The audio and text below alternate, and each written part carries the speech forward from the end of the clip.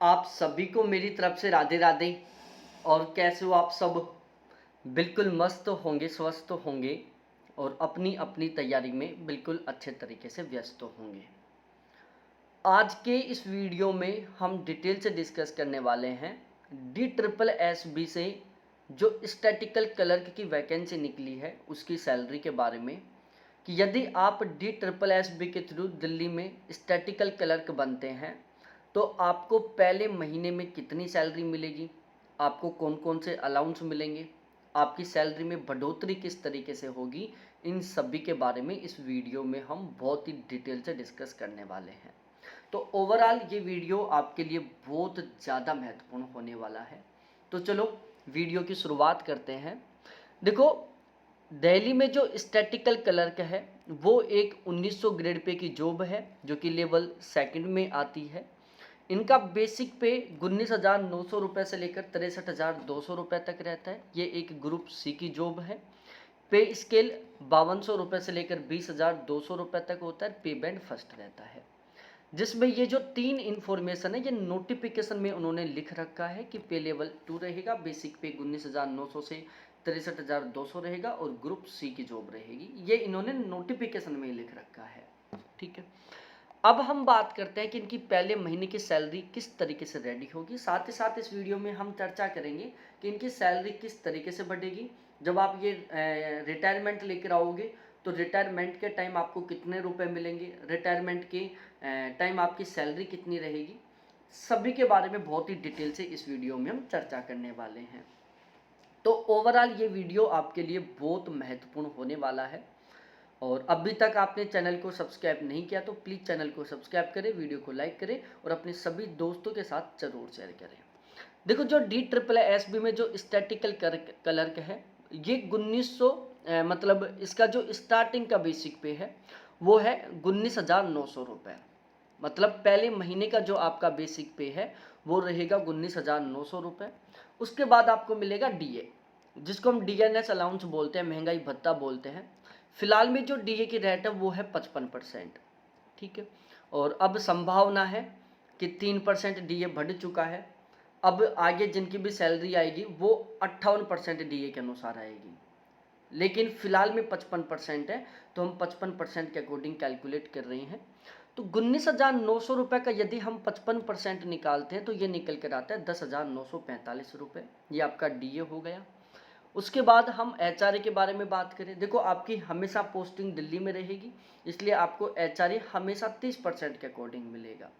यदि मैं 19,900 रुपये का 30% निकालता हूँ तो ये निकल कर आता है 5,970 रुपये। ये आपका HRA हो गया, मकान किराया भत्ता हो गया, हाउस रेंट अलाउंस हो गया। उसके बाद आपको मिलेगा TA, जिसको हम ट्रांसपोर्टेशन अलाउंस बोलते हैं। आपको ट्रांसपोर्टेशन अलाउंस के मिलेंगे 3,600 रुपये। और ये जो 3,600 रुपये का ट्रांसपोर्टेशन अलाउंस है इसके ऊपर भी आपको 55% के अकॉर्डिंग क्या मिलेगा, DA मिलेगा। तो यदि हम 3,600 रुपये का 55% निकालते हैं तो ये निकल कर आता है 1,980 रुपये। ये रहेगा आपका DA ऑन TA। ध्यान रखना, कई बार आपको सैलरी स्लिप में TPT लिखा हुआ देखने को मिलता है, तो जब इन दोनों को एक साथ ऐड कर दिया जाता है तो फिर उसको क्या बोलते हैं, TPT बोलते हैं। क्या बोलते हैं, TPT बोलते हैं। तो आप ये मत सोचना कि यार TPT क्या होता है, इन दोनों को ही मिलाकर TPT बोलते हैं, जो कि 5,580 रुपये बनता है। चाहे आप TPT कह दो, चाहे आप TA या DA ऑन TA कह दो। तो इन सभी को मिलाकर आपकी पहले महीने की जो ग्रोस सैलरी है वो बनती है 42,395 रुपये। यह आपकी पहले महीने की ग्रोस सैलरी है। अब इस सैलरी में कुछ कटौतियां होंगी। सबसे पहली कटौती होगी NPS की। NPS के कटेंगे 3,084 रुपये। अब ये NPS होता क्या है ये एक बार समझो। देखो, जिस दिन आपकी ज्वाइनिंग होगी उसी दिन गवर्नमेंट के द्वारा आपका एक NPS अकाउंट खोला जाएगा। आपके बेसिक पे और DA दोनों का 10% आपकी इस ग्रोस सैलरी में से काटकर आपके NPS अकाउंट में ट्रांसफर कर दिया जाएगा, ठीक है। गवर्नमेंट अपनी खुद की तरफ से आपके बेसिक पे और DA दोनों का लगभग 14% अमाउंट अपनी खुद की तरफ से आपके NPS अकाउंट में ट्रांसफर करेगी। तो ओवरऑल हर महीने आपके NPS अकाउंट में कितने रुपए आएंगे, 24%, 10% जो आपका कटा, 14% जो गवर्नमेंट ने आपको प्रोवाइड करवाया। फिर इसके ऊपर आपको लगभग 8-9% के अकॉर्डिंग ब्याज मिलेगा, और जब आप रिटायरमेंट लेकर आओगे तो विद इंटरेस्ट के साथ ये सारा का सारा आपको वापस मिल जाएगा। तो ये क्या हो रही है, आपकी फ्यूचर सेविंग हो रही है। तो यदि आपको जितनी सैलरी मिलती है उसको पूरी को भी खर्च कर लेते हो ना, तो आपको सेविंग की चिंता नहीं करनी है, क्योंकि ये जो एनपीएस में आपके रुपए कट रही हैं ये आपकी सेविंग हो रही है। जब आप 60 साल की उम्र में रिटायरमेंट लेकर आओगे तब आपको ये सारे वापस मिल जाएंगे। सीजीएचएस के कटेंगे 650 रुपये। अब ये जो महीने के 650 रुपये कट रहे हैं, इससे आपको और आपकी फैमिली, जिसमें आपके मम्मी पापा, आपके बेटा और बेटी और आपके हस्बैंड या वाइफ, इनको बिल्कुल फ्री मेडिकल फैसिलिटी प्रोवाइड करवाई जाएगी। आपको चाहे कैसी बीमारी हो बिल्कुल फ्री में इलाज होगा। CGE-GIS के कटेंगे 80 रुपये। इसमें आपका एक इंश्योरेंस होगा। टोटल कटौती होगी 3,814 रुपये की। ठीक है भाई, पहले महीने की ग्रोस सैलरी बनी है 42,395 रुपये, जिसमें कटौती हो गई 3,814 रुपये की। तो कट पिट कर आपके अकाउंट में ट्रांसफर होंगे 38,581 रुपये। तो 38,581 रुपये आपकी पहले महीने की नेट सैलरी रहेगी, जब आप स्टैटिकल क्लर्क की पोस्ट पर फाइनली तरीके से सेलेक्ट हो जाते हैं तो। ठीक है, तो ओवरऑल एक बहुत अच्छी खासी सैलरी है। अब बात की जाए कि सैलरी किस किस तरीके से बढ़ेगी। देखो, आपकी जो सैलरी वो ओवरऑल 3 तरीकों से बढ़ेगी। पहला तरीका तो क्या है कि आपकी ये जो सैलरी स्लिप है इसमें हर एक जगह बढ़ोतरी होगी। जैसे आपका ये जो बेसिक पे है वो हर साल 3% बढ़ेगा। पहली साल 19,900 रुपये है, दूसरे साल फिर इसमें 3% बढ़ जाएगा, फिर इसमें 3% बढ़ जाएगा। तो आपका बेसिक पे हर साल 3% बढ़ेगा। दूसरा, डीए साल में 2 बार बढ़ेगा, एक बार जनवरी में, दूसरी बार जुलाई में। अब ये कितना बढ़ेगा ये डिपेंड करता है गवर्नमेंट पर, लेकिन एवरेज मान के चलो कि 5 से 8% के बीच में आपका हर साल डीए बढ़ेगा। एचआरए बढ़ेगा, लेकिन ये डिपेंड करेगा डीए के ऊपर, लेकिन फिर भी मान के चलो कि 2 से 3 साल में आपका एक बार डीए बढ़ेगा। इसके अलावा आपका जो टी है, ट्रांसपोर्टेशन अलाउंस है, ये भी बढ़ेगा, लेकिन ये डिपेंड करेगा डीए के ऊपर, एचआरए के ऊपर। ठीक है, तो 2-3 साल में ये बढ़ेगा। और जब टीए बढ़ेगा, डीए बढ़ेगा, तो डीए ऑन टीए ये तो हमेशा ही बढ़ता रहेगा। जब भी डीए बढ़ेगा तब इसमें भी बढ़ोतरी होगी। तो एक तरीके से आपकी सैलरी में बहुत अच्छे खासे तरीके से बढ़ोतरी होगी इन सभी में। दूसरा सैलरी बढ़ने का तरीका क्या रहेगा, पे कमीशन। 2016 में 7वां पे कमीशन लगा, सैलरी में अच्छी खासी बढ़ोतरी हुई। फिर 2026 में अब 8वां पे कमीशन लगने वाला है, तो जैसे 8वां पे कमीशन लगेगा सैलरी में और खतरनाक बढ़ोतरी होगी। फिर 2036 में 9वां पे कमीशन लगेगा, फिर 46 में 10वां पे कमीशन लगेगा।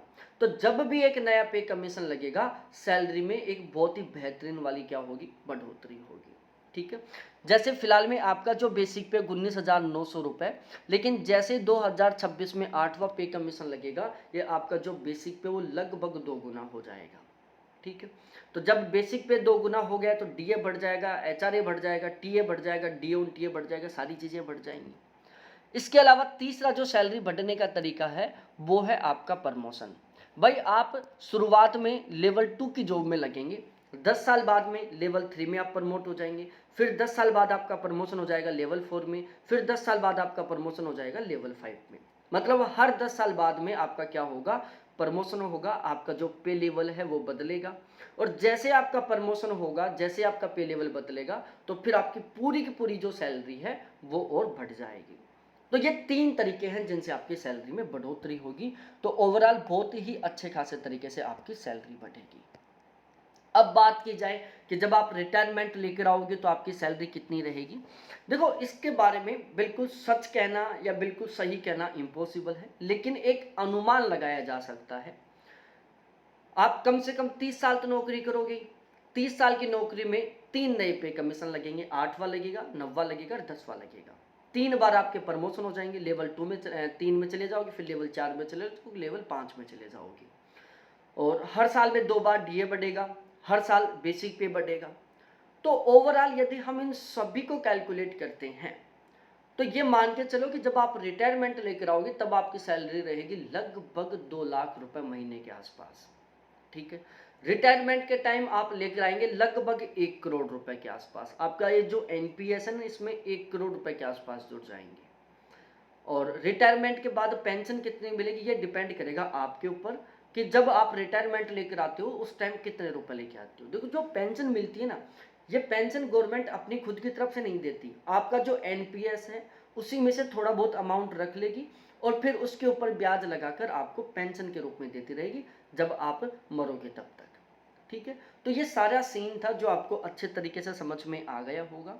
आप चाहते हो कि मैं इसी तरीके से किसी दूसरे टॉपिक पर वीडियो बनाऊं तो अब भी मेरे को कमेंट सेक्शन में कमेंट करके बताओ। और आपको मोटिवेशन मिला होगा तो प्लीज़ वीडियो को लाइक करो, दोस्तों के साथ शेयर करो, चैनल को ज़रूर सब्सक्राइब करो। फिर मिलते हैं हम इसी तरीके से एक दूसरे बहुत ही बेहतरीन से वीडियो के साथ। बहुत बहुत धन्यवाद आपको देखने के लिए। थैंक्स बाय मेरे प्यारे साथियों।